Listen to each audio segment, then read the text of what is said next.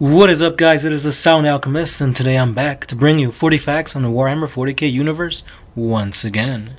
This time we are diving into the warp-fueled demons and those who swear their allegiance to Khorne.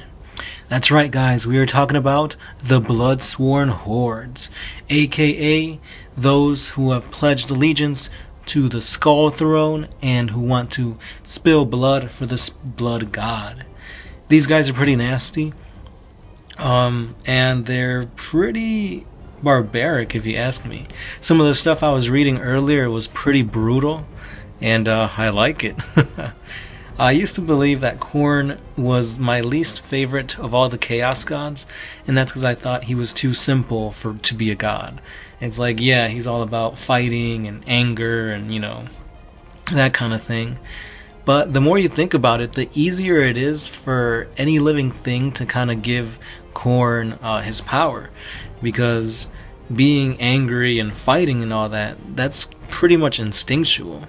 So, like, if you want to survive, you gotta fight, and that means you're gonna be giving that energy to Khorne, which would make sense as to why he's probably one of the first Chaos gods that, you know, was birthed, or whatever you want to call it. Now, some people say it was Khorne, some people say it was Nurgle, but maybe we will never find out. But I think it was Khorne. Anyway, guys, let's dive into the Bloodsworn hordes of Khorne. The Skullsworn. 7 times has the Demonkin warband, known as the Skullsworn, risen to plague the galaxy. 7 times it has carved a bloody swath across the stars in Khorne's name.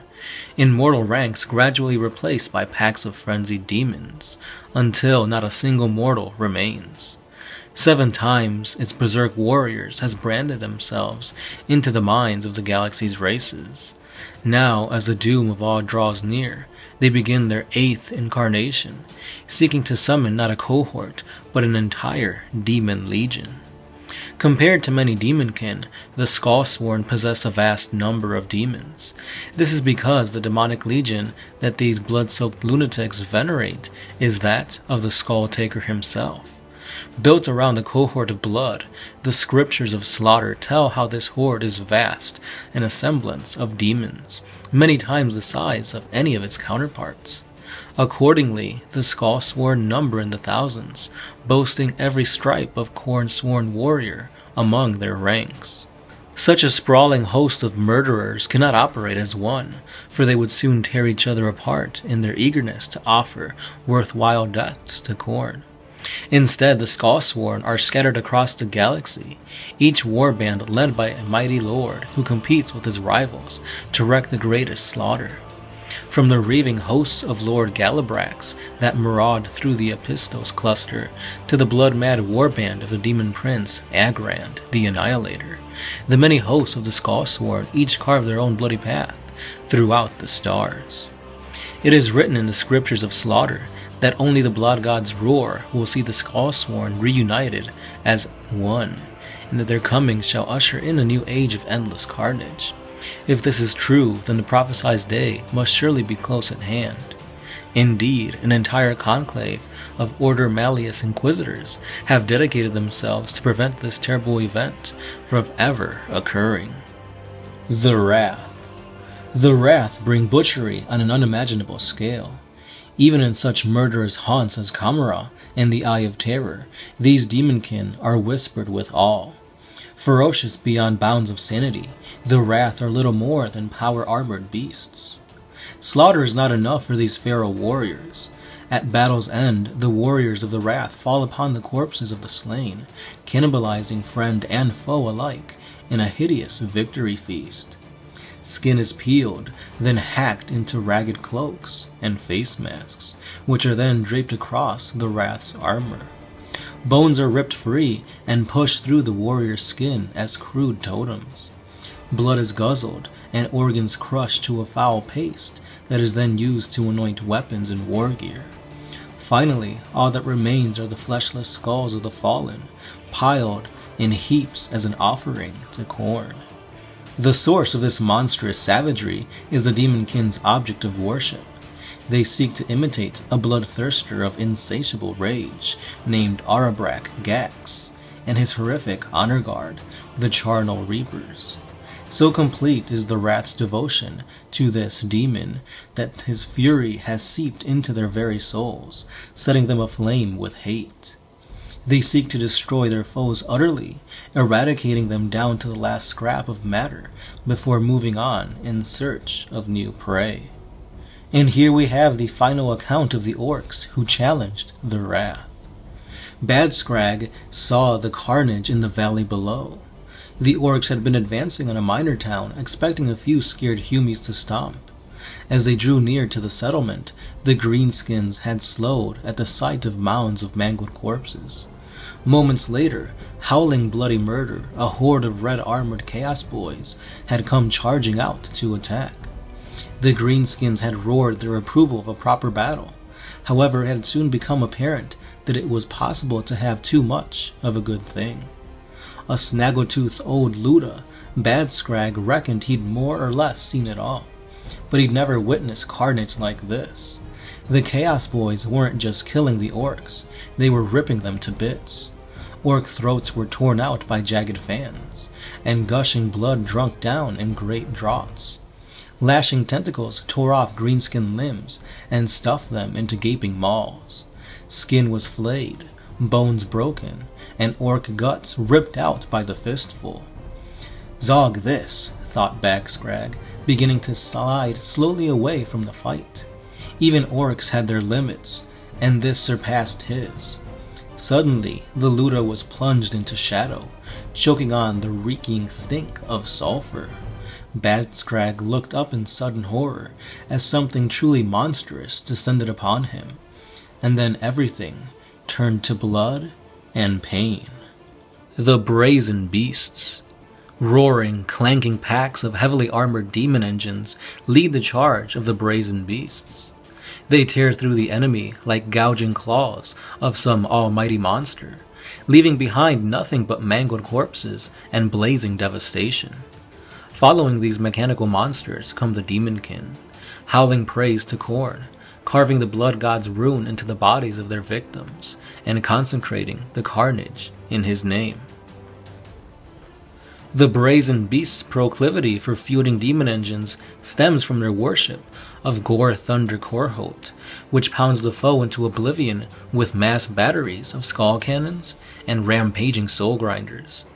In imitation to their chosen cohort, the Brazen Beasts have assembled a mighty stable of Forge Fiends, Mauler Fiends, and Defilers.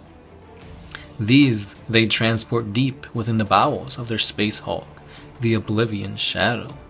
The machine's needs attend by a coven of enslaved warpsmiths. Chief amongst these infernal engines is a mighty Lord of Skulls, a towering war idol that the Brazen Beasts worship as a caged god. It is the frenzied visions of this abomination that guide the Brazen Beasts through the void and lead them to fresh victims for the slaughter to come. And lastly, we have the Eight Scarred. Utterly uncompromising in their violent faith, the Eight Scarred are unhinged fanatics who see themselves as Khorne's only true disciples. Their zealotry is horrific in its intensity, driving them from one's war zone to the next amid a never-ending tidal wave of gore. As one of the Eight Scarred, a mortal warrior has 8 battles in which to prove his worth. The Demonkin's patron, a bloodthirster of the 3rd rank, named Ka Karax, sits ever in judgment of his worshippers. If he approves of a warrior's efforts, then, at the end of the battle, he reaches through the veil to carve a livid scar in that warrior's flesh. One by one, these bloody wounds form the rune of Khorne, marking the warrior as worthy to fight alongside Ka Gegarax's cohort. Should an aspirant ever fail to earn his scar, he will gladly fall upon his own roaring chainblade as an act of penance. The sheer zealotry of the Eight Scarred draws many Khorne berserkers to their banner, for this level of fanaticism echoes their own. Their devotion is such that they draw Ka Gegarax's followers through the veil with ease, and have fought in their demigod's shadow on many occasions. So I said that was going to be the final one, but after reading about these next guys, I'm like, damn, I gotta include them. So here is the final Bloodsworn, the blood-gorged. All must fear the fury of the blood-gorged, and none more than those who offer praise to Khorne's siblings rivals. The blood-gorged see those who worship Nurgle, Tzeentch, and Slaanesh as blinkered fools whose misplaced faith cannot go unpunished. They further believe that there is no greater offering to Khorne than that of the skulls of those who worship his brothers. To this end, the Bloodgorge prey upon the followers of the other Chaos Gods. Their attack ships haunt the Eye of Terror, the Maelstrom, and many other haunting grounds where renegades may be found. Meanwhile, cultists labor in their name all across the galaxy, stamping out rival sects and preparing the way for the blood-gorged invasions. So cataclysmic has this Warbands' War of Faith become that their battles often spill into settled areas of space.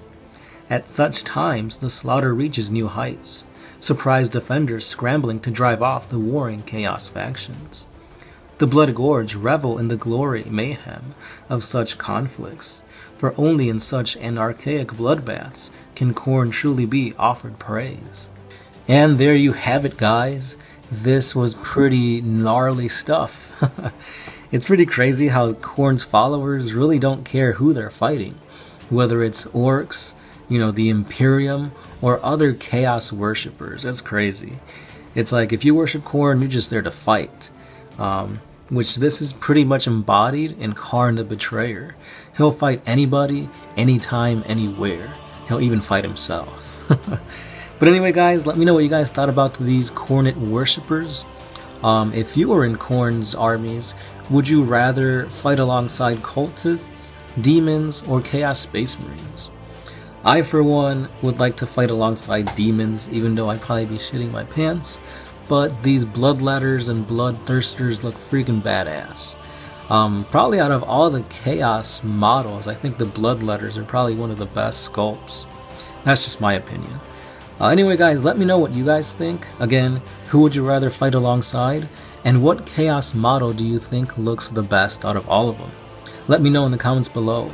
And like I said, guys, that's all I have for you guys today. Hit us up on Patreon, Instagram, Twitter, and Facebook for more things 40k, and I'll catch you guys tomorrow. As always, this is the Sound Alchemist from One Mind Syndicate, and I am signing out.